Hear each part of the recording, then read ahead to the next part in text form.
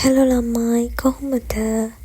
මම අද ඔයාලත් එක්ක බෙදාගන්නේ මගේ ජීවිතයේ ලස්සනම මතක වලින් එකක් වෙච්ච මගේ කටාර් කියපු එක් විනෝද චාරිකාවේ ලස්සන දවසක් ගැන. බලන්නකෝ මේ මම කොහෙද යන්නේ කියලා. මම හිතන්නේ කටාර් තියෙන ලස්සන ප්ලේස් එකක් මේක.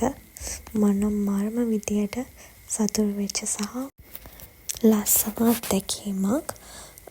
මේක තමයි කටාර් ලුසෙල් වල පිහිටලා තියෙන ලොකුම මෝල් එකක්. පැලස් වෙන්ඩම් මෝල් කියලා තමයි මේක හඳුන්වන්නේ. මේ වීඩියෝ එක නම් මම කරපු වීඩියෝ එකක්. මේ දැන් ප්ලේ වෙන වීඩියෝ එක නම් ඇත්තටම ගත්තේ මම FB එකකින්.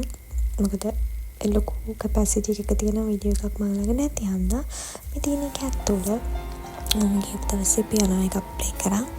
මාරම ලස්සනයි. එතනට වෙලා වාඩි වෙලා දවස් ගණක් වුණත් ඉන්න පුළුවන්. සයික් ඇතුලේ තියෙන කොස්මැටික් මේකප් කියන්නේ මට පිස්සුවක්. මේවා මම ගත්ත ෆොටෝස් වගේක් සහ වාහන.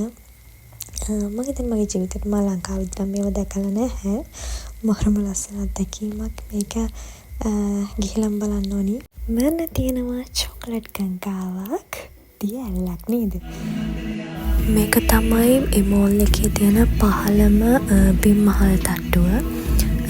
මේකේ ඇත්තටම මේ මාරම ලස්සන. හැමදාම හවස 6ට මම හිතන්නේ මේක ප්ලේ වෙන්නේ මට මතක විදිහට 6 හෝ හවස 5ට. බලන්නකෝ.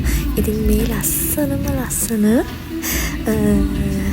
සත්‍යශීලයක් කියමුකෝ එකත් එක්ක මම ආයෙත් සමුගන්නවා. ආයෙත් කටාර් වලදී මම ගත්ත ලබපු අත්දැකීමක් එක්ක ඔයාලත් එක්ක එකතු වෙන්නම්.